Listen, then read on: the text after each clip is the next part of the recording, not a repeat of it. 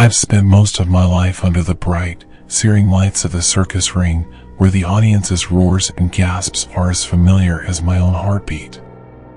The circus has always been home, an odd, vibrant family of performers, each of us playing our part in this grand, chaotic show. I'm a trapeze artist, flying through the air, performing feats of agility and grace that never fail to thrill the crowd. But despite the applause and the rush of excitement, there's a constant knot in my stomach that's only grown tighter over the past few weeks. It started innocuously enough, just a passing glimpse in the corner of my eye. One of the performers was supposed to fill the seat in the ring during the night's performance, a typical routine for setting the atmosphere. But there, amid the rows of spectators, was a figure I couldn't quite place. It was a clown, standing perfectly still, its eyes locked on me. I've seen many clowns in my time, with their painted smiles and ridiculous costumes, but this one was different. The air felt heavier when it stood there, unmoving, its wide eyes fixated on me as though it could see straight through the layers of my skin, into the very core of my being. At first, I assumed it was my nerves, that perhaps the stress of the performance was playing tricks on me. I had been working extra hard lately, and exhaustion often made my mind wander. But as the days went on, the clown continued to appear in the same spot, always at the edge of the ring. It would stand still, staring, and I couldn't shake the feeling that it was watching only me. I tried to ignore it, convincing myself it was just a figment of my imagination. But each time I took my place on the trapeze, I couldn't help but glance down at the ring below, where that same eerie figure stood, unmoving.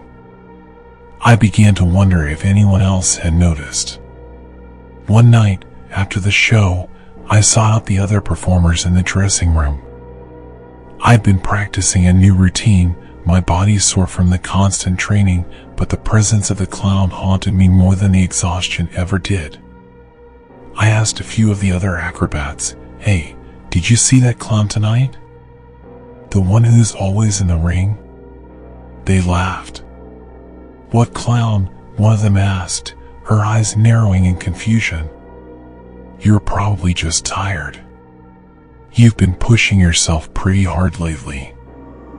I smiled weakly, telling myself they were right, and I'd simply let my imagination get the best of me.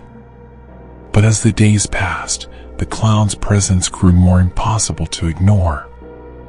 It was always there, waiting for me, standing rigid in the center of the ring, eyes following my every movement. I even began to wonder if it was standing there during rehearsals too, though no one ever acknowledged it.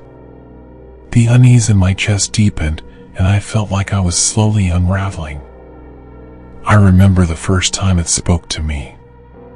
It was just before a performance, and I was standing backstage, checking my harness, preparing to take to the air.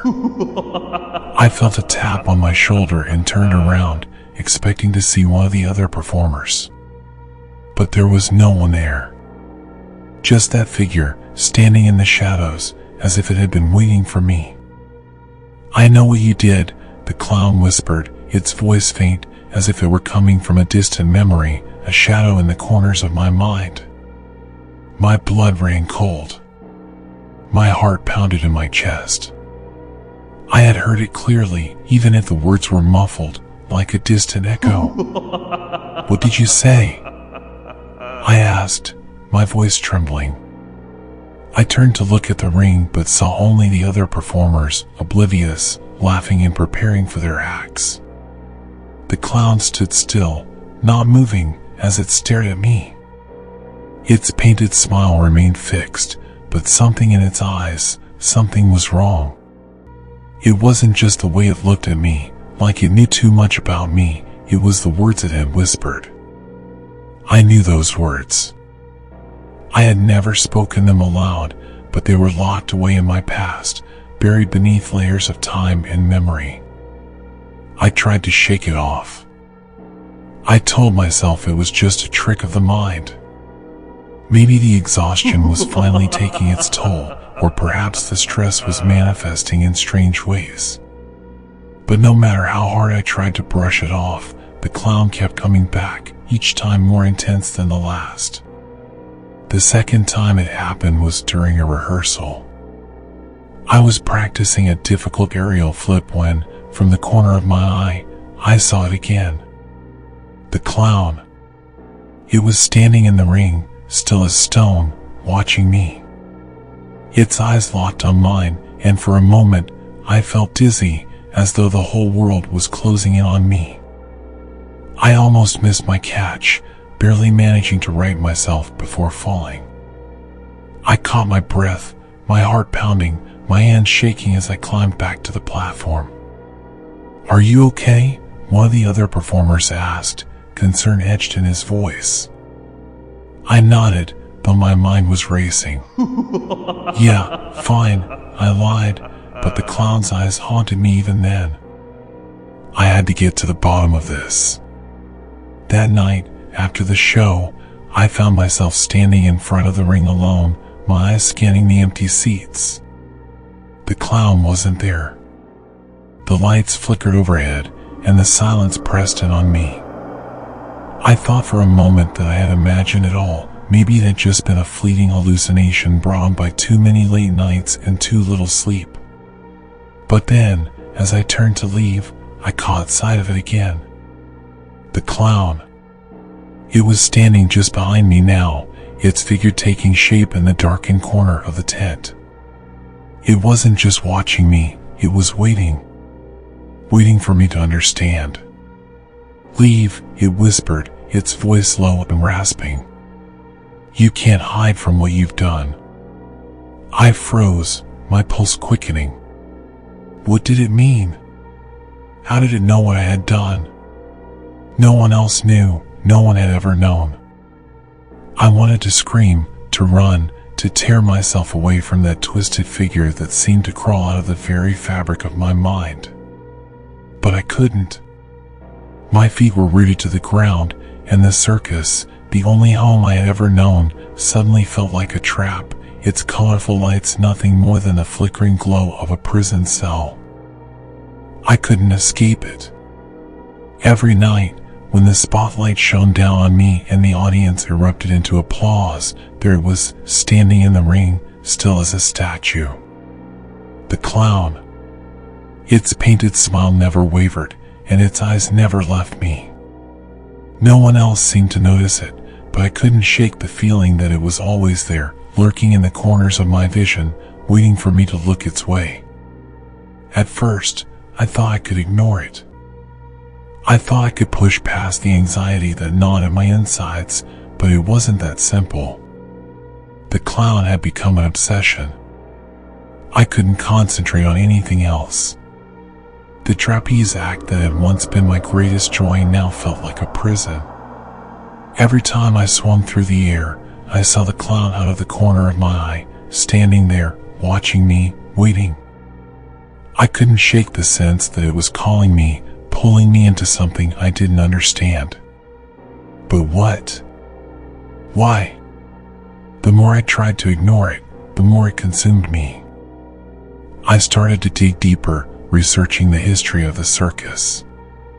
What if there was something about the place that explained the clown's presence? What if it was tied to something darker, something I couldn't yet comprehend? Late one evening, long after the last of the audience had left and the tents were quiet, I found myself in the old library of the circus. The place was filled with dusty books, forgotten scrapbooks, and old posters that told stories of a bygone era. I searched through every page, hoping to find something that would explain the clown, who it was, where it came from, or why it seemed so intent on following me. That's when I found it, hidden at the back of an old scrapbook, tucked between faded photos of performers long since gone, was a story that sent a chill straight through my bones. It was about a clown, a performer, who had worked with the circus decades ago. The clown had been a part of the show for years, a beloved character known for his antics and his larger-than-life persona. But then, one day, something went horribly wrong. The story was vague. its details hazy, but one thing was clear: there had been an accident. A tragic, violent accident. The clown had disappeared, and no one knew what had happened to him. But that wasn't what shook me. As I read further, I found a mention of a costume, a strange, elaborate clown suit that had been found abandoned in one of the circus's old tents after the incident. It had been covered in dark stains, some of which were never identified, and the face of the costume was eerily lifelike, too perfect, too still. It was said that anyone who put it on could feel the presence of the former clown, as if his spirit had somehow become attached to the fabric. I could feel the hairs on the back of my neck rise as I read on. The more I uncovered, the more I realized that the clown wasn't just a figment of my imagination. It wasn't something I could simply dismiss.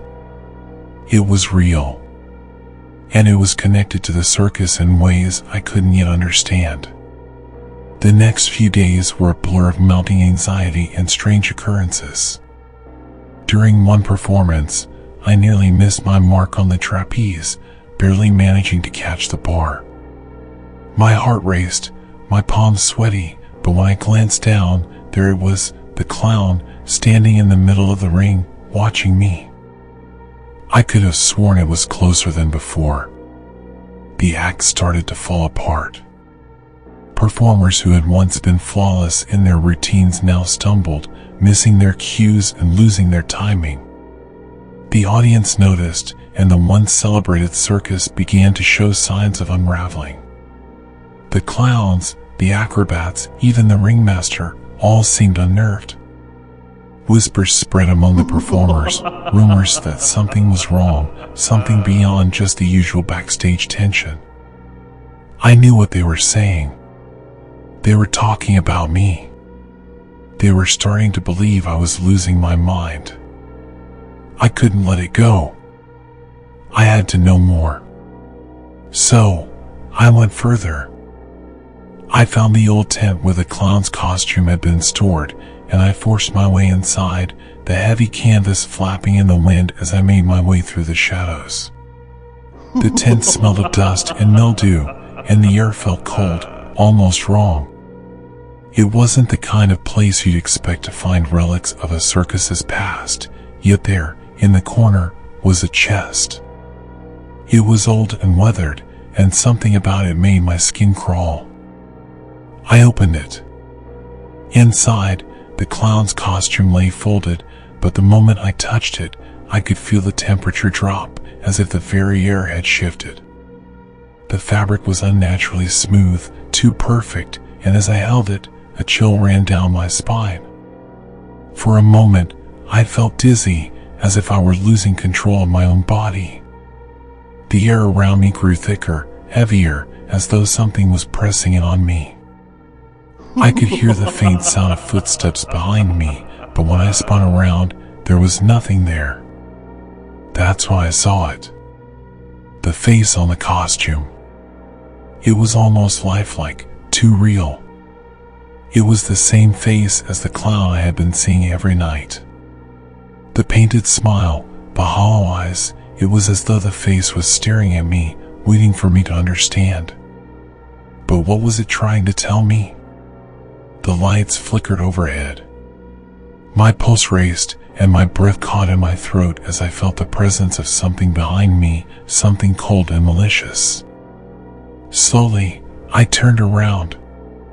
There, in the shadows, stood the clown. I gasped, stumbling back. My heart pounded in my chest, and my body trembled as I tried to move, but I couldn't. The clown stepped forward, its hollow eyes never leaving mine. It was so close now, I could smell the faint, musty odor of its costume, like something forgotten and decaying.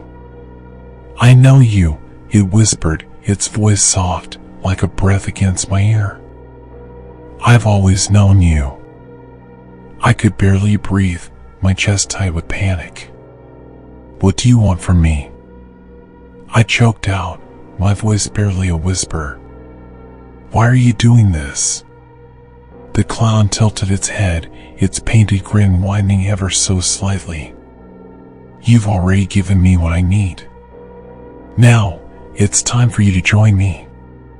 The air around me grew colder, and the ground beneath my feet seemed to vanish, replaced by a deep, empty void. I couldn't move, couldn't speak. All I could do was stare at those hollow eyes, watching as they slowly filled with a darkness I couldn't escape.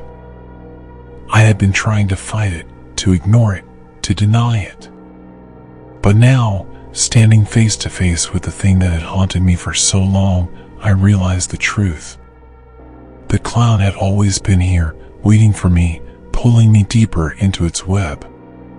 And there was no escaping it now. I was part of the circus's dark history, just as much as it was part of mine.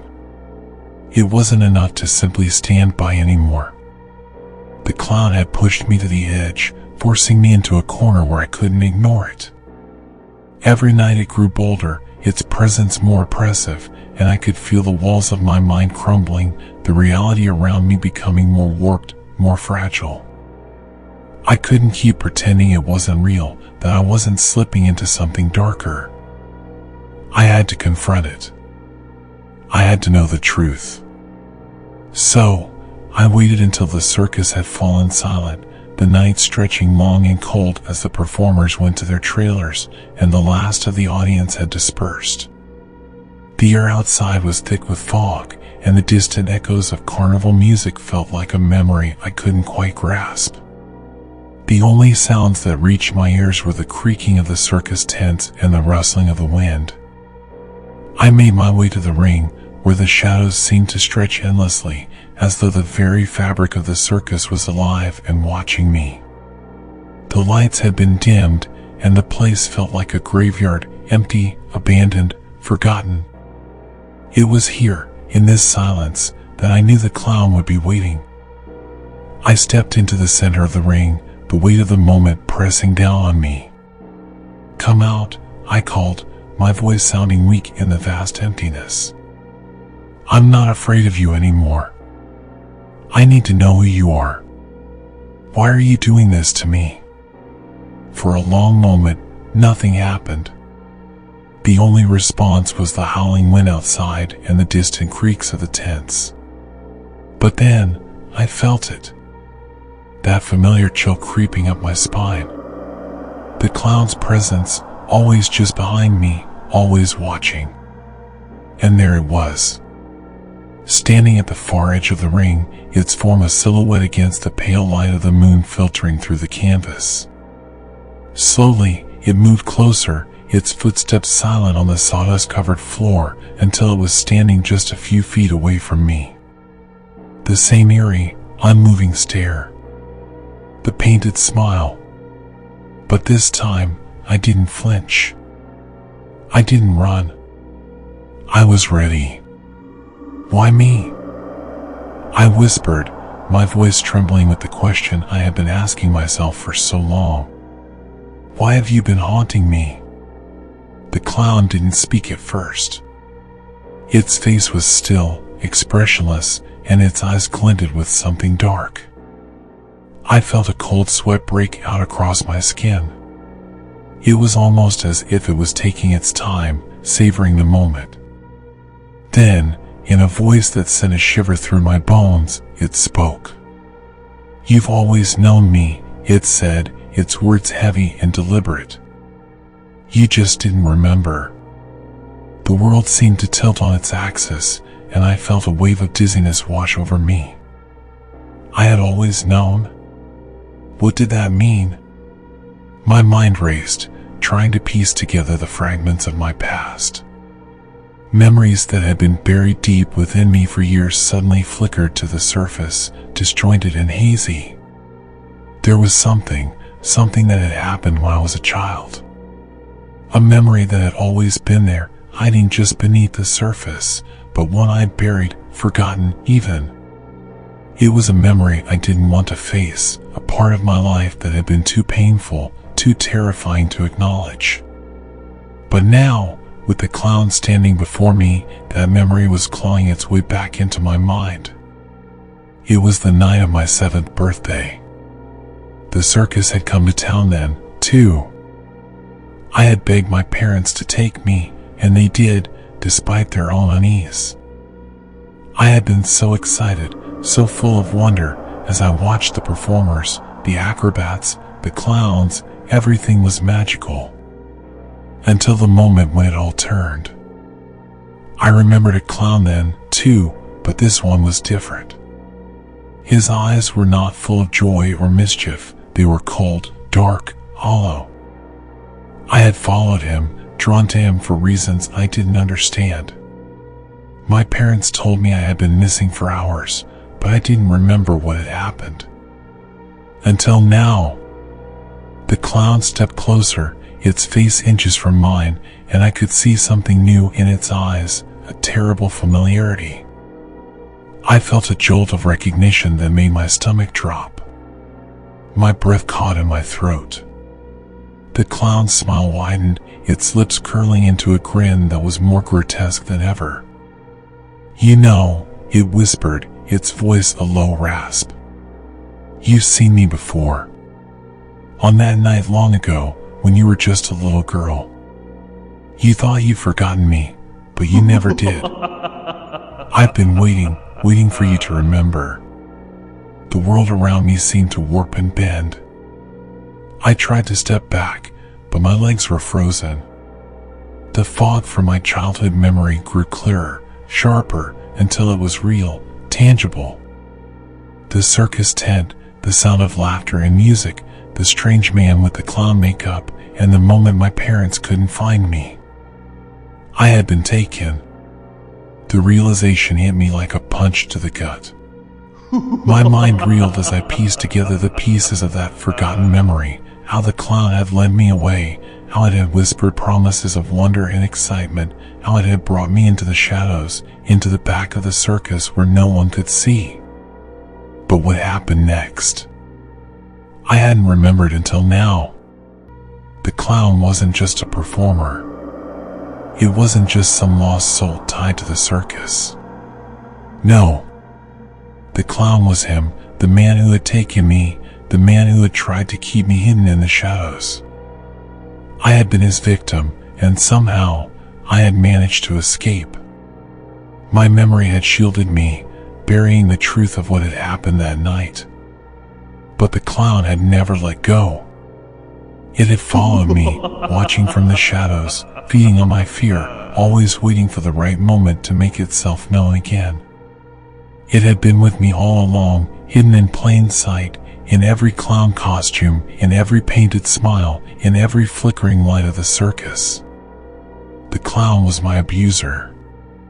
And now, it was here to claim me again. The truth slammed into me like a flood, and I struggled to breathe. My entire life, my entire existence, everything I thought I knew, had been a lie. I had never escaped. The clown had been with me all along, in the circus, in the whispers of the past, in the nightmares that haunted my sleep. "I never left you," the clown whispered, its breath cold against my skin. "I've always been here, waiting. And now, you've come back to me." In that moment, the world seemed to dissolve around me. The circus, the ring, the lights, the sounds, everything faded away, leaving only the cold, empty gaze of the clown. And I realized, too late, that this wasn't just a haunting. It was fate. My fate. The clown had come for me, not because of some curse, but because it had never truly let me go. I had always belonged to it. The circus wasn't my escape. It was my prison. The night had been unsettling, but I tried to ignore it. The circus had been everything I expected and more: exciting, disorienting, filled with the kind of oddities that make you question your grip on reality. But there was something about the atmosphere, a dark edge to it that I couldn't shake. The smell of popcorn, the shrill sound of carnival music, and the flash of circus lights all seemed to mask something deeper, something wrong. When I left, I tried to brush it off. It was just the end of the week exhaustion, the tension building up from work and life. I was fine. I would be fine. But the moment I stepped through the door of my apartment, I felt it. A chill in the air, an unsettling silence that seemed to settle over the room. It was like stepping into a void, the kind of emptiness that presses against your skin, makes your chest tighten. I set down my keys, trying to convince myself it was just the draft. The apartment was old, after all. The heater probably wasn't working right. But no matter how many times I rationalized it, something was wrong. At first, I chalked it up to exhaustion. Maybe it was my tired eyes playing tricks on me, but as I walked to the kitchen, I caught a flicker of movement, a shape. It was brief, just a flash in the hallway, and I thought nothing of it at first. But then, it happened again. A shadow, tall and looming, shifting just out of the corner of my vision. A figure that didn't quite belong. I froze, heart hammering in my chest. I tried to focus my eyes, but the shape disappeared as quickly as it appeared. I shook my head, exhaling deeply. It was just the stress, the tiredness. I had been to the circus, my mind was playing tricks on me. There was no clown lurking in the dark corners of my apartment. But the next few days only brought more unsettling occurrences. It started small, just the odd feeling of being watched. A sense that something was always there, in the corners of the room, just beyond my line of sight. I'd turn quickly, half expecting to see someone, but it was always empty. My reflection in the bathroom mirror started to seem off, like it wasn't quite mine. But I would close my eyes, blink, and it would return to normal. It was on the third day that I saw it again, more clearly this time. I had returned from work, feeling the same weight on my shoulders, the same unease pressing against me.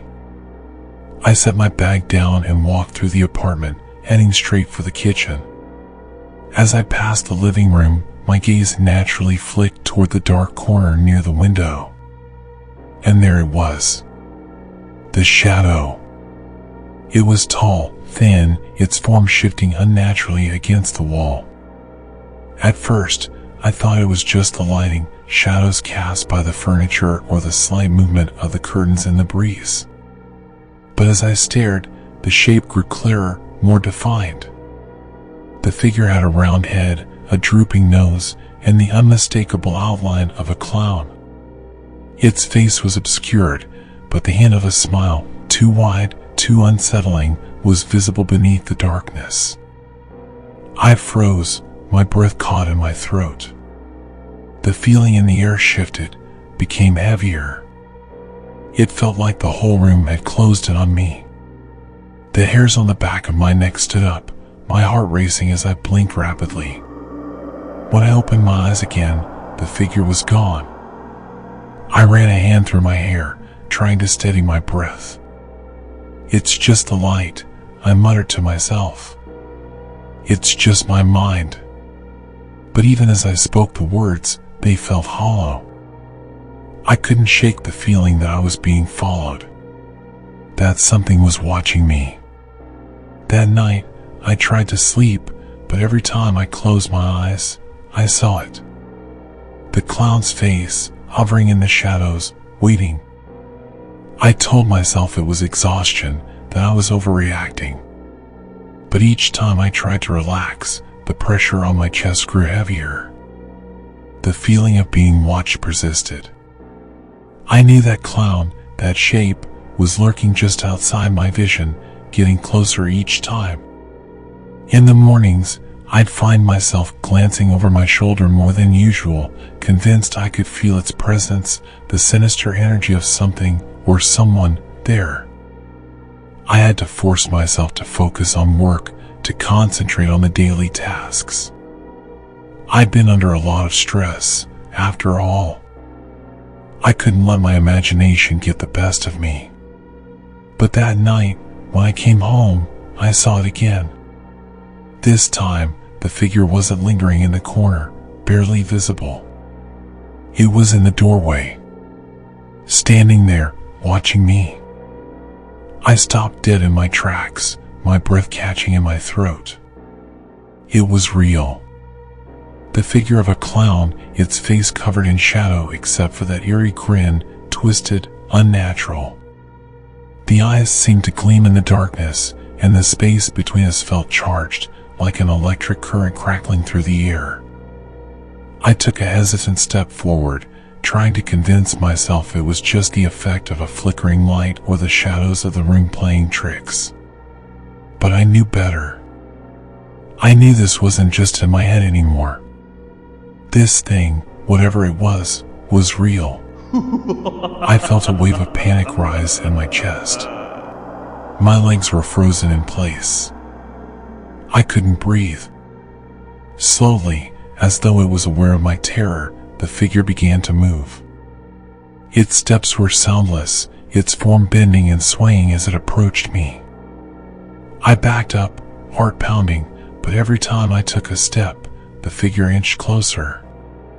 It was as if it was drawing me in, pulling me toward it.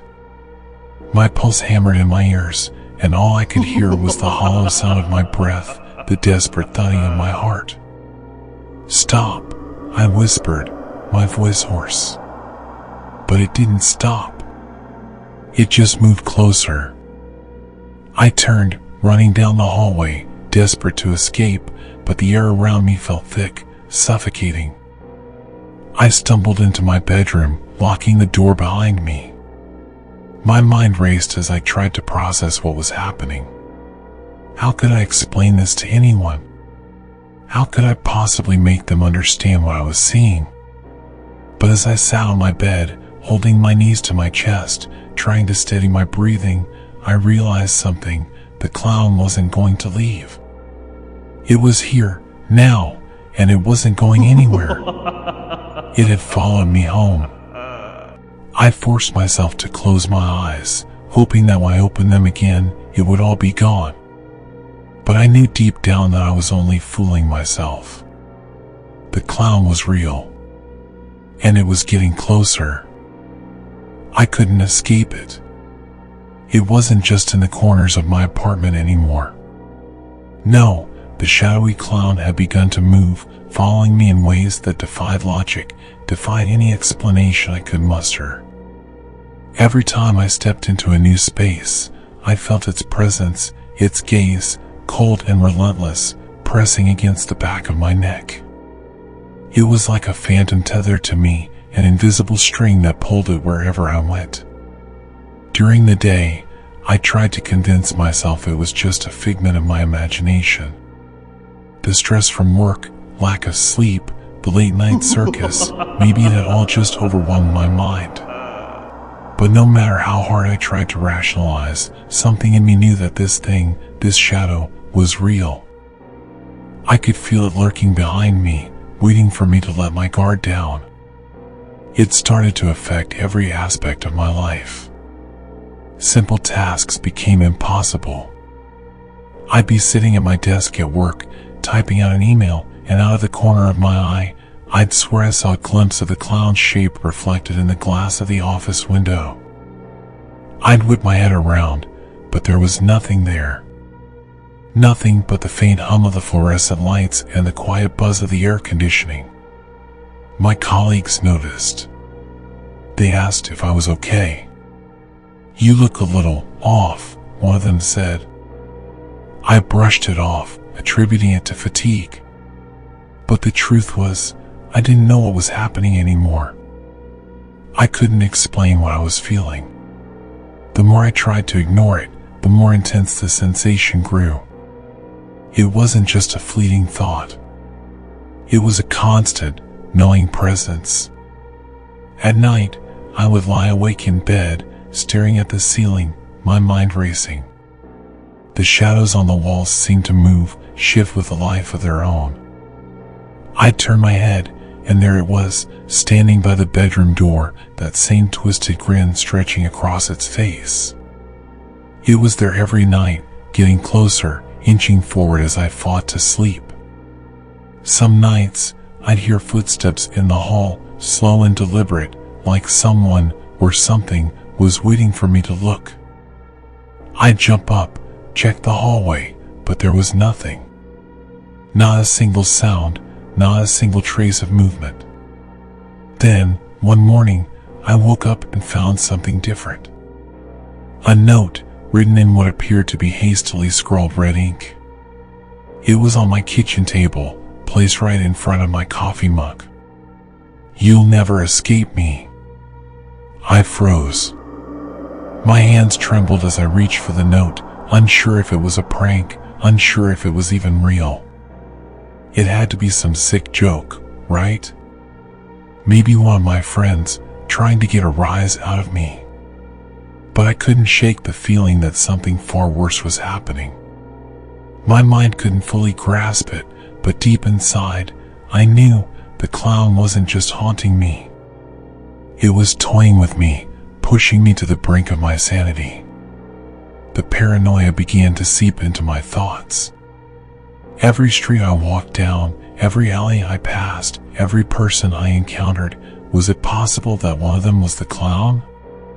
Could it be someone I knew, someone who had been watching me this whole time? I started to question every face I saw.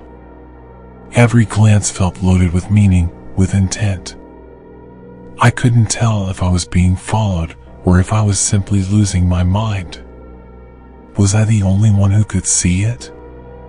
Was I being punished for something? I had to find an answer.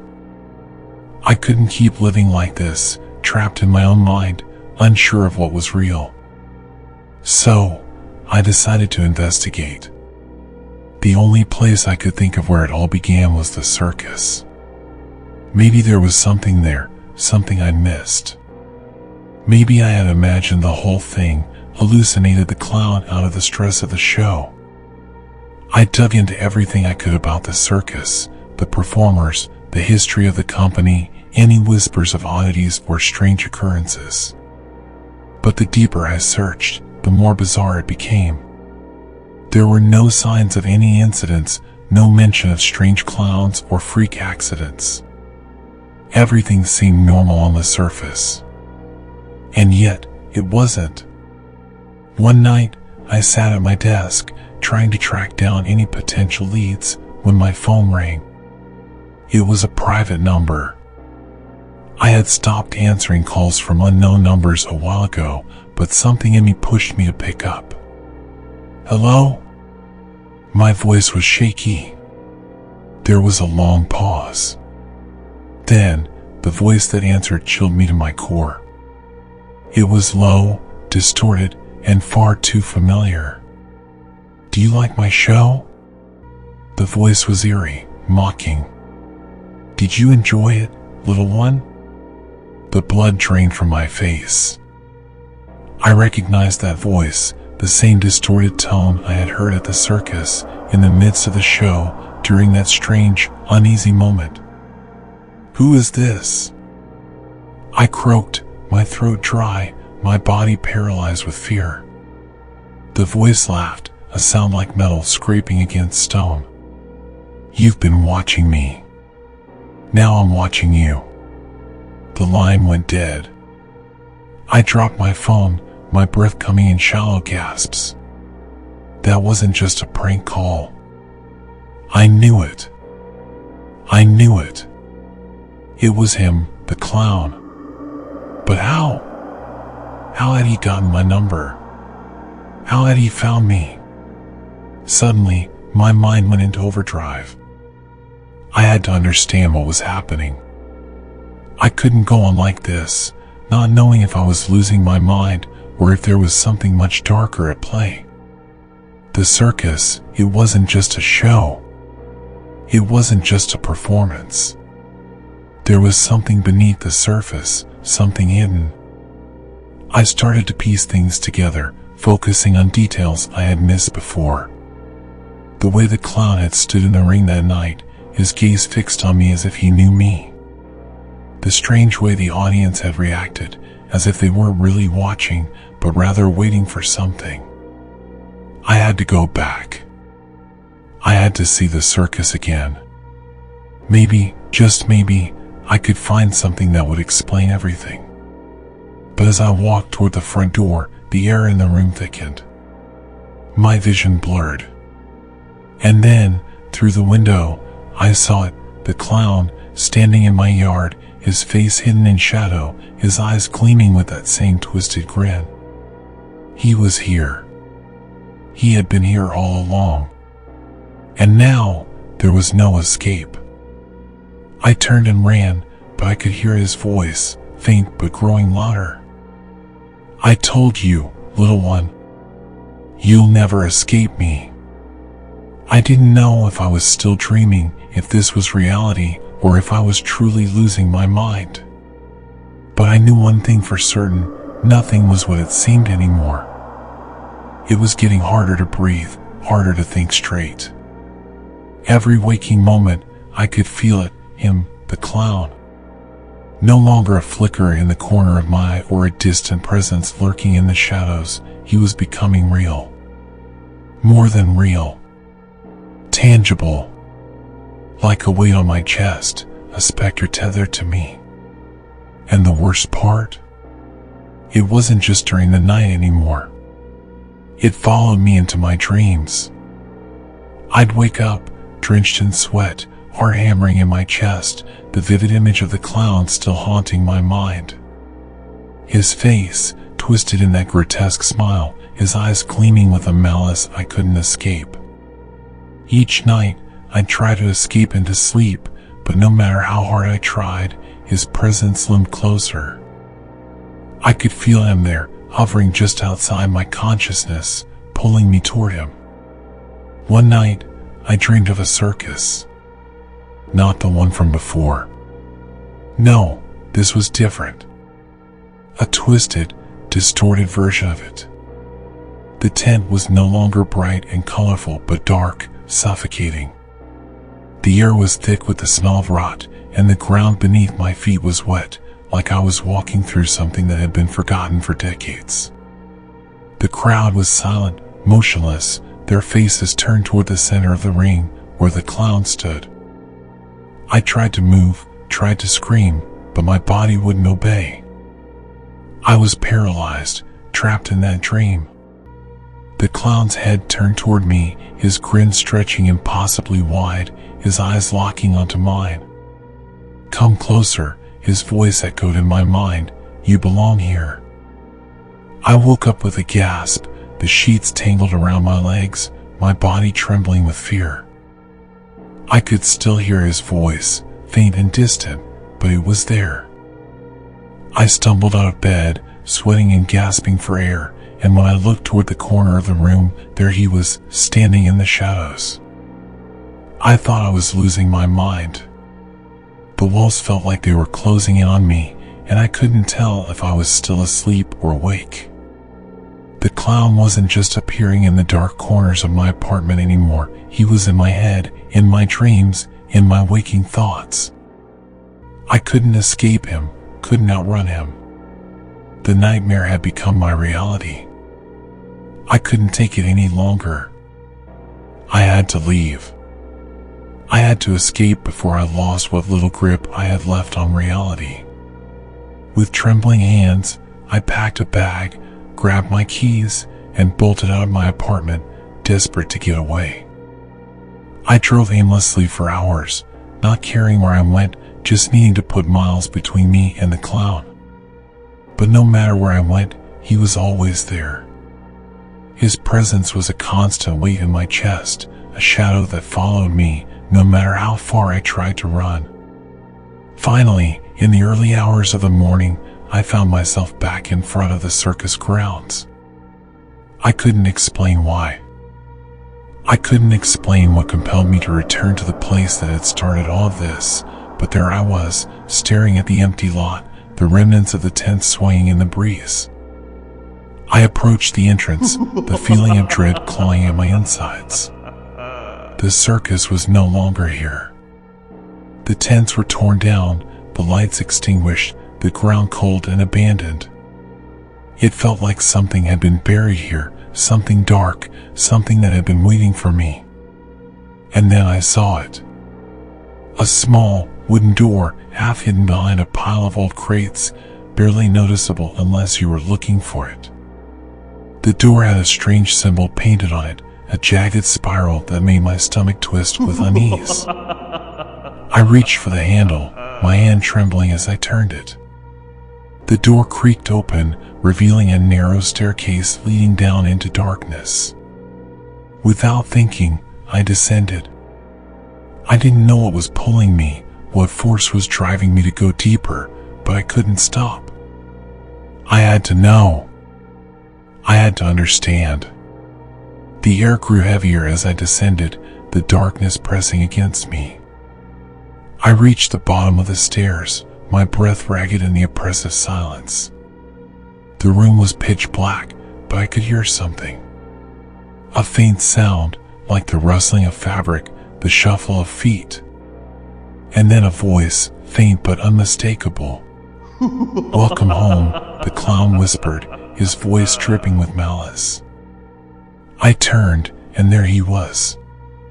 The clown. But this time, he wasn't just an apparition. He was solid, real, standing right in front of me. His eyes glowed in the darkness, his smile stretching wider than ever. "You've been following me," I choked out, my voice shaking. "What do you want from me?" The clown tilted his head, his smile never faltering. "What I want is you." My mind reeled. The clown wasn't just a manifestation of my fear. He wasn't just a shadow in the dark. He had been after me, drawing me into this place, this trap, for something far worse than I could ever have imagined. "Why me?" I asked, my voice barely a whisper. The clown's grin deepened, the edges of his mouth stretching painfully wide. "Because, little one, you were always meant to be part of the show." Suddenly, the walls around me shifted, the darkness dissipating as lights flickered to life, casting a sickly, yellow glow across the room. The entire place was an underground circus, an old, forgotten part of the show, sealed away for years. The walls were covered in strange markings, symbols I couldn't comprehend. I saw performers, but they weren't human. They were twisted, warped versions of people, their bodies contorted in unnatural ways, their eyes wide and glassy, staring blankly into the void. The clown stepped forward, his hand reaching out toward me. "You see, the circus never ends. And you're the final act." The floor beneath me seemed to crack open, revealing a pit of writhing shadows. My body refused to move, but the clown's hand was now inches from my face, pulling me closer. I struggled, my chest tight with fear, but it was too late. Just as the clown's fingers brushed my skin, a blinding flash of light exploded around us. The shadows screamed, the air crackled, and everything stopped. The clown froze, his smile frozen in place, his eyes wide with sudden realization. In that moment, everything shattered, my perception, my sanity, the reality I thought I knew.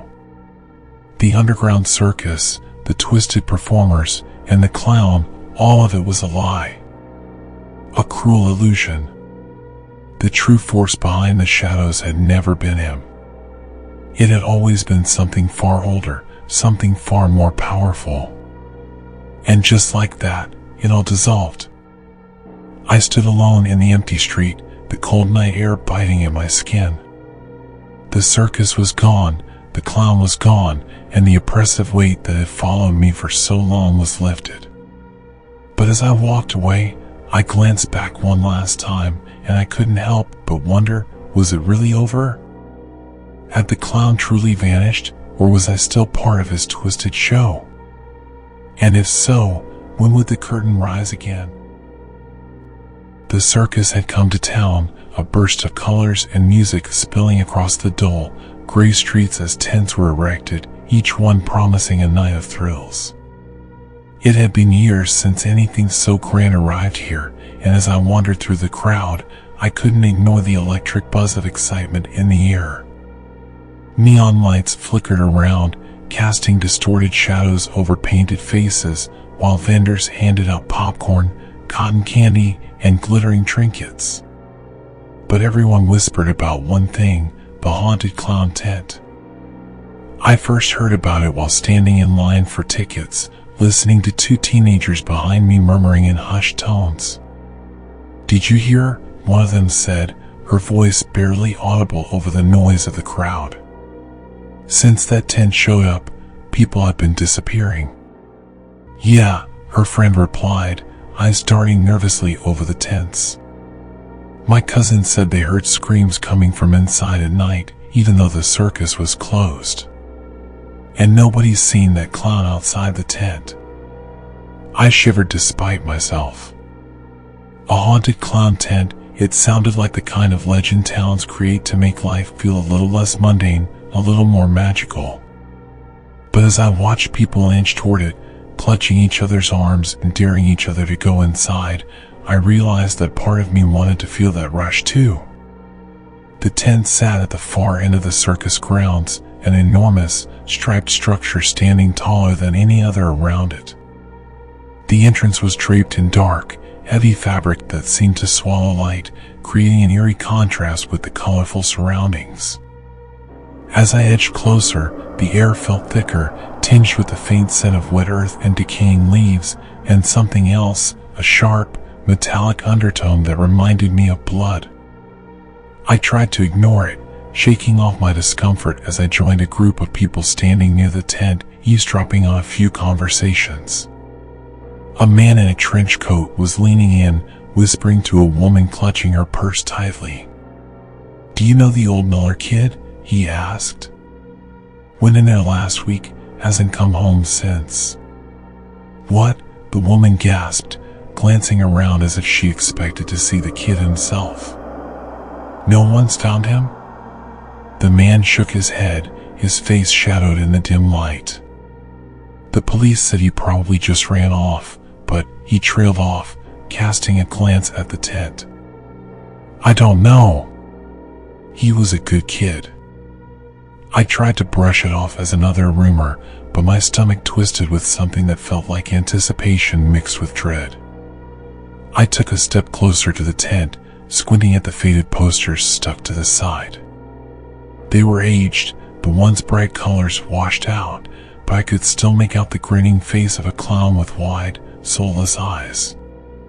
Each poster was identical, except the closer I looked, the more I thought his smile seemed to change ever so slightly, smaller, sharper, almost mocking. The tent's barker, a wiry, pale man with an unsettling grin, spotted me hesitating and motioned me forward. Step right up," he called, his voice smooth and almost hypnotic. "Inside awaits the horror of your nightmares, the terror of your dreams. The haunted clown awaits. Enter if you dare." He stepped aside, holding the flap open as if he'd been waiting just for me. With my pulse hammering, I took a breath and ducked inside. The scent hit me immediately, stronger than before, damp, earthy, with that strange metallic tang.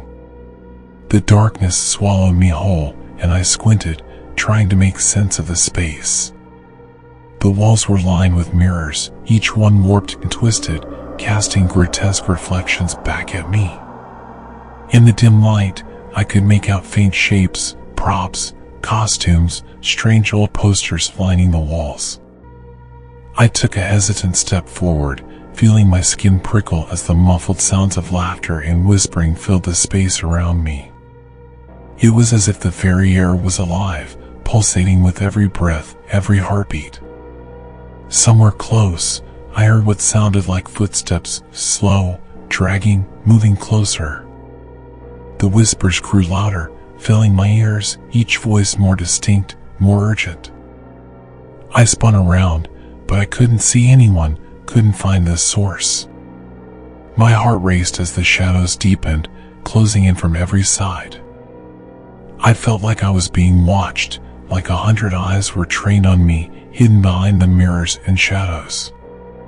Then, a low, throaty chuckle echoed from deeper within the tent, a sound so filled with malice that it rooted me to the spot.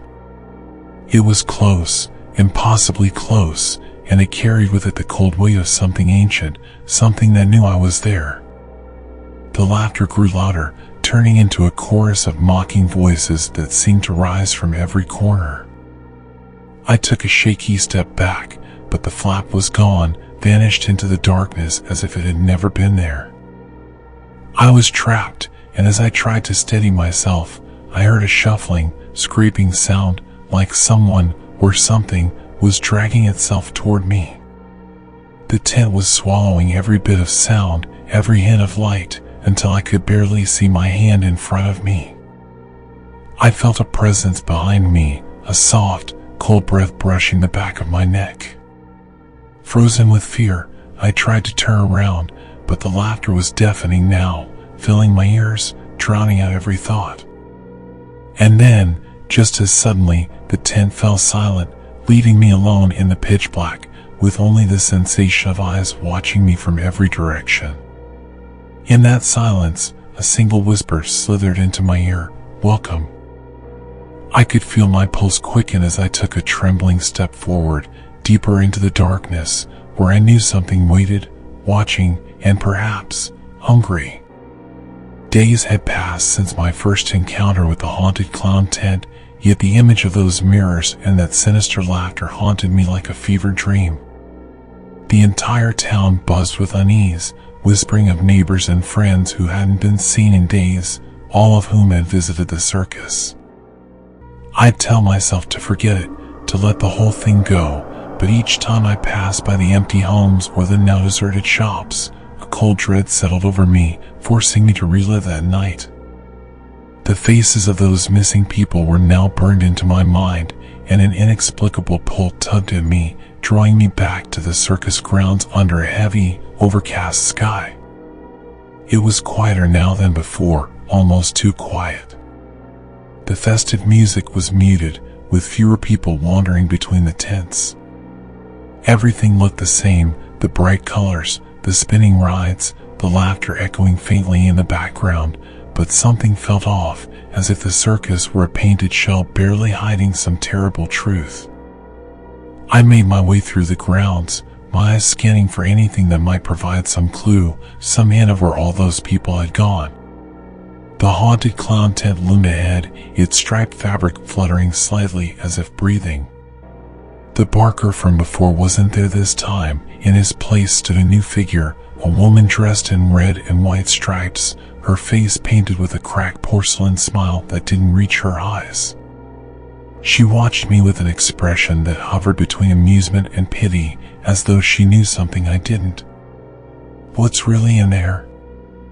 I asked, keeping my voice steady as I gestured toward the tent. Her painted smile widened unnaturally. "Inside? It's just a show, dear. Something memorable. Enter if you dare. Or maybe don't." She turned away, dismissing me as quickly as I'd approached her. Determined, I ignored the chill creeping up my spine and stepped inside the tent once more, swallowed again by the heavy, damp air and the metallic scent that seemed stronger than ever. The mirrors greeted me, twisted and grim, my own reflection stretching and warping in disturbing ways as I moved forward. I took a few tentative steps deeper, squinting into the darkness beyond. Shadows seemed to shift just out of sight, and the muted sounds of muffled whispers drifted toward me.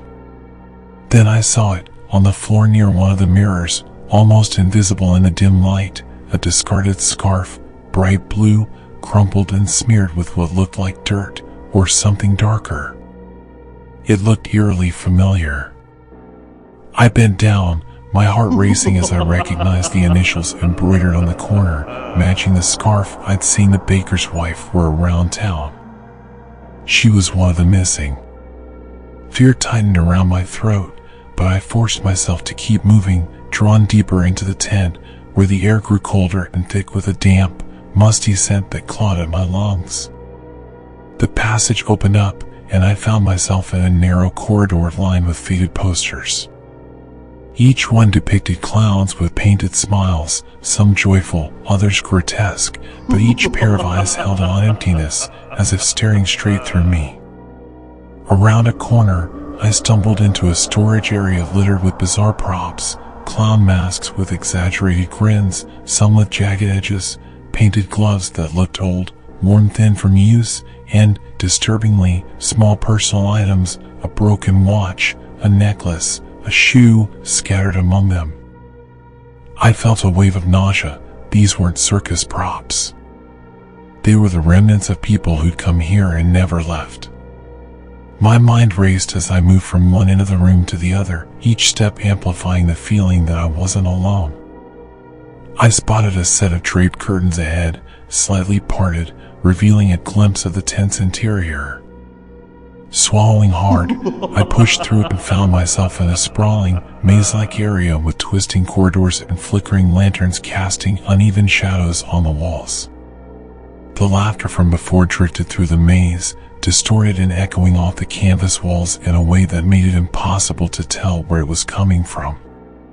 In the dim light, I noticed symbols drawn on the walls, clown faces, smeared in what looked like faded red paint, the eyes hollow and haunting. Some of the symbols were crude, childlike, while others were intricately detailed, each one more disturbing than the last. They seemed to watch me as I moved, their hollow eyes following my every step, the smiles stretching wider and wider, as if mocking my fear. I wandered deeper, pressing on, even as my legs felt heavier with each step. I'd occasionally hear faint footsteps, distant and echoing, but every time I turned a corner, the sound would vanish, leaving me alone with nothing but the eerie silence and the dim glow of the lanterns. A low murmur of voices suddenly cut through the silence. I pressed myself against a wall, straining to hear. Two figures were talking, their shadows stretching across the canvas from an unseen light source. I could make out their silhouettes, one tall, lanky, the other shorter and stockier. They spoke in hushed tones, their voices thick with something that sounded like barely contained amusement. "We've got another one," the tall figure murmured, his tone almost gleeful. "I told you, this town is ripe for the picking." The shorter figure chuckled. "Think this one will last long?" "They never do." A chill shot down my spine. I took a step back, but the boards beneath me creaked and the voices stopped. Heart racing, I held my breath as the shadows moved, the figures stepping closer to where I was hiding. I slipped down a narrow side passage, hoping they hadn't noticed me.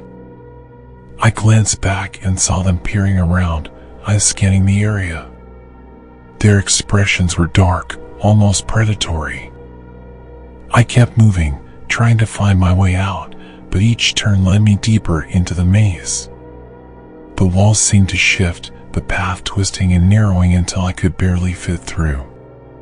Panic bubbled up as I realized I was lost, every exit seeming to vanish the moment I looked for it.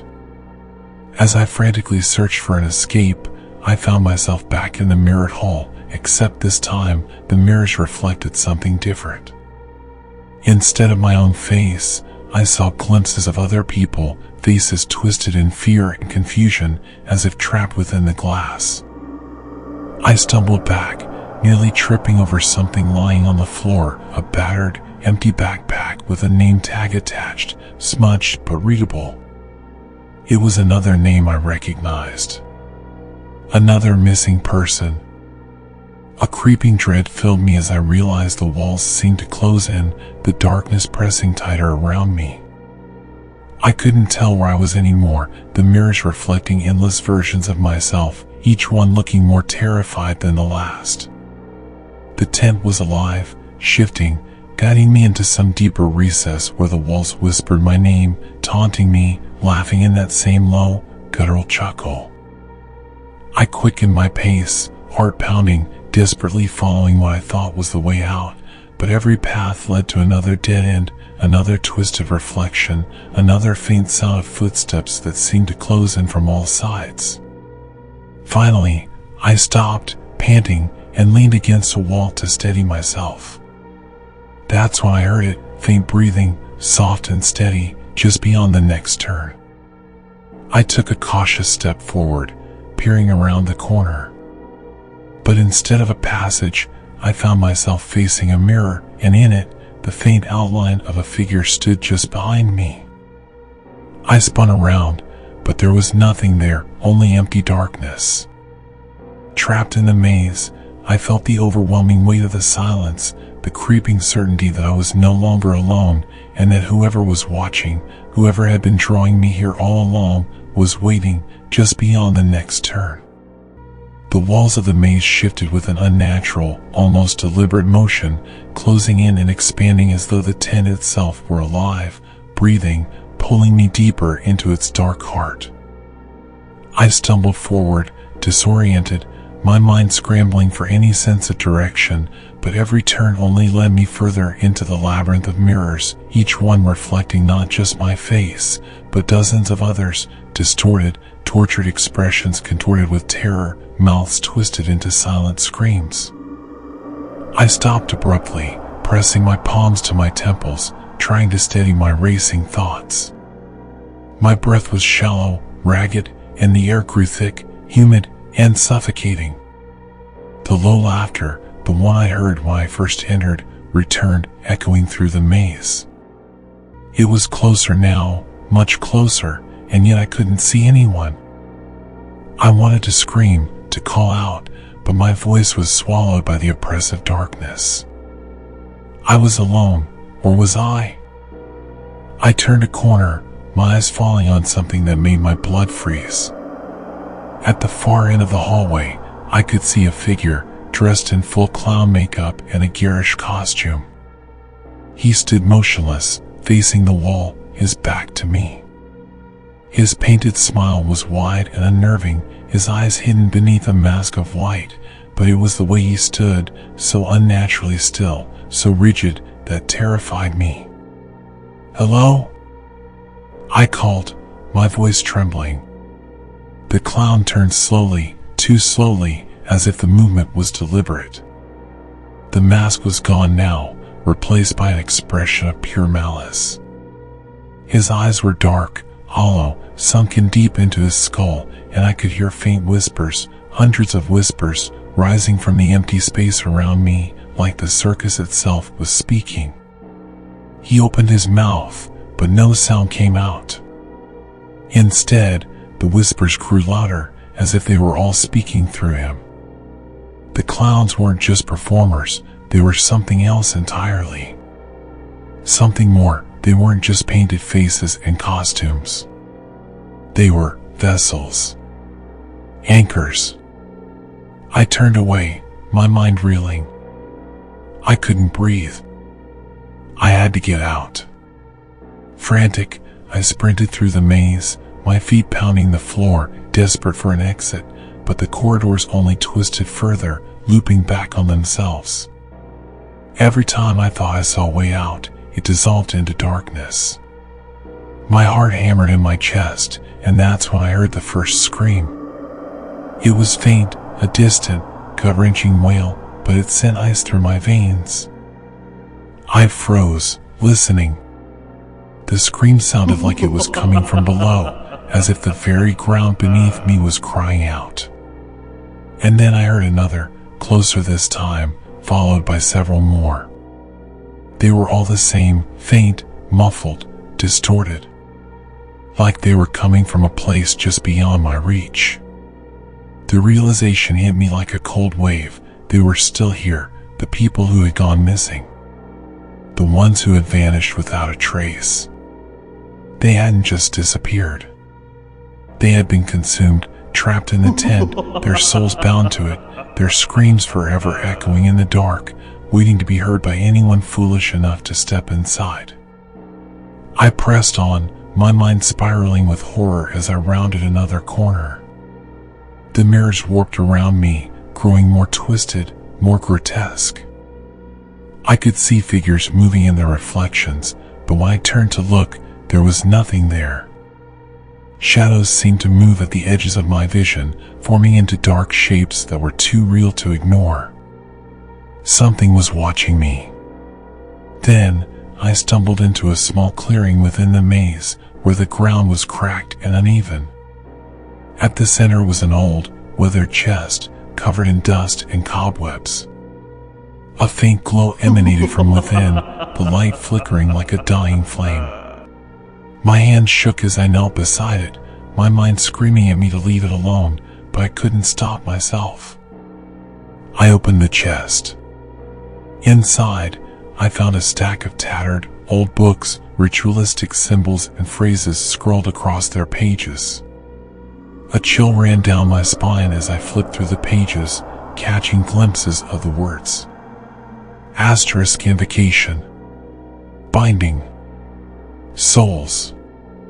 Clowns, asterisk. It was a grimoire, a dark text used to summon and control, to trap spirits and harness their power. The clowns, the tent, they weren't just part of a show. They were part of a ritual, a centuries-old curse that kept the souls of the lost trapped within the circus grounds. The faint whispers intensified, growing more frantic, and that's when I heard it, another scream, closer now, followed by the unmistakable sound of footsteps. They were getting nearer, and I could feel the temperature drop, a biting cold creeping along my skin. Suddenly, the floor beneath me cracked open, revealing a dark pit. The whispers from below grew louder, more desperate.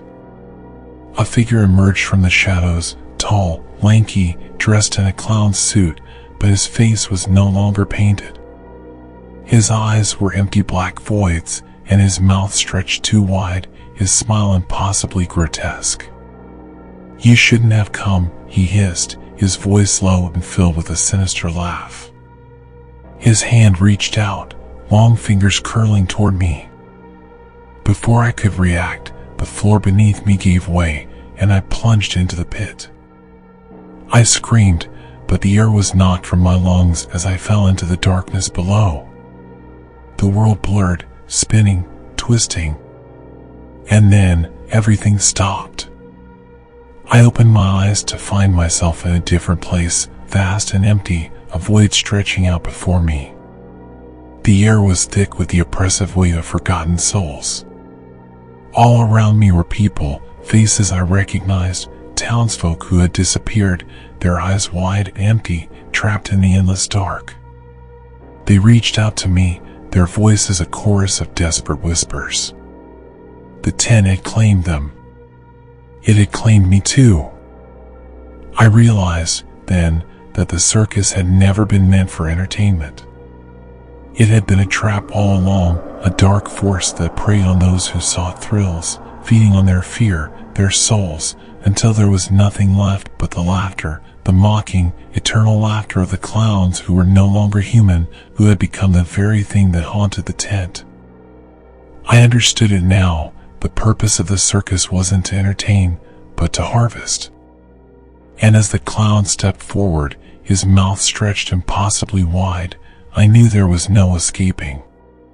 The circus had found its new victim, its new anchor, and as the darkness swallowed me whole, I understood the true nature of the haunted clown tent. It wasn't a show. It was a prison. And now, I was part of it.